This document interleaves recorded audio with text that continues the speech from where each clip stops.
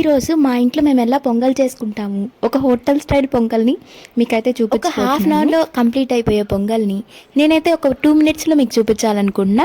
So వీడియోని last వరకు చూడండి. అలానే ఇంకా ఎవరైనా సబ్స్క్రైబ్ చేసుకొని వాళ్ళు ఉంటే ప్లీజ్ టు సబ్స్క్రైబ్. ఈ పొంగల్లోకి మెయిన్ ఇంగ్రీడియంట్ ఏంటంటే ఈ మసాలా అనమాట. దీనిలో ఏంటంటే జీరా, అలానే పెప్పర్, కొంచెం జింజర్ని ఇలా కచ్చాబచ్చగా దంచుకొని కొంచెం అలా పేస్ట్లా చేసుకుంటాము. మామూలుగా అందరు ఇలా దంచుకొని వేయరు కదా, మేమైతే ఖచ్చితంగా ఇలా దంచి అయితే వేస్తాము. ఆ ఫ్లేవర్ మంచిగా దాంట్లోకి యాడ్ అవుతుంది, చాలా బాగుంటుంది.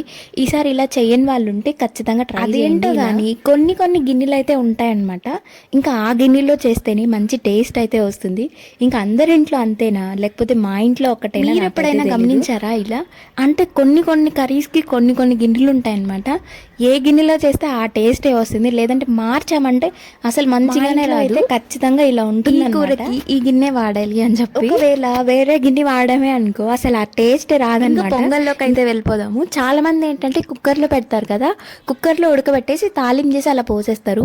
ఇంకా మేమైతే ఇలా చేస్తాము. ఇలా చేస్తే ఏంటంటే మంచి టేస్ట్ అయితే వస్తుంది. కుక్కర్లో చేసే వాళ్ళు ఉంటే ఖచ్చితంగా ఈసారి మామూలుగా చేయండి, ఎంత బాగుంటుందో. మేము దీనికి మెజర్మెంట్స్ ఎలా తీసుకుంటామంటే హాఫ్ కప్ రైస్ కి హాఫ్ కప్ పప్పు అయితే అంటే మొత్తం కలిపి 1 గ్లాస్ అయితే అవుతుంది. ఇంకా వాటర్ అయితే 2.5 గ్లాస్ పైన వాటర్ అయితే వేస్తాము. గీ ఎక్కువ పడితే చాలా టేస్ట్ ఉంటుంది, అందుకని చెప్పి జీడిపప్పుల్ని ఇలా గీలో వేయించి అట్లా వేసేస్తాం అన్నమాట. ఇంకా నేను చెప్పిన విధంగా ఈ వీడియోలో టెక్స్ట్ ని యాడ్ చేస్తున్నా, మొత్తం చూడండి. ఇంకా ఇలా వేడి పొంగల్ అయితే రెడీ అయిపోతుంది అన్నమాట. మేమేం చేస్తామంటే పొంగల్ అవ్వగానే వెంటనే తీసి హాట్ బాక్స్ లో ఎంత లేట్గా తిన్నా అలానే వేడిగా ఉంటుందని చెప్పి. ఇంకా మన ఛానల్ని ఎవరైనా సబ్స్క్రైబ్ చేసుకోకుండా చూస్తుంటే ప్లీజ్ టు సబ్స్క్రైబ్. బాయ్.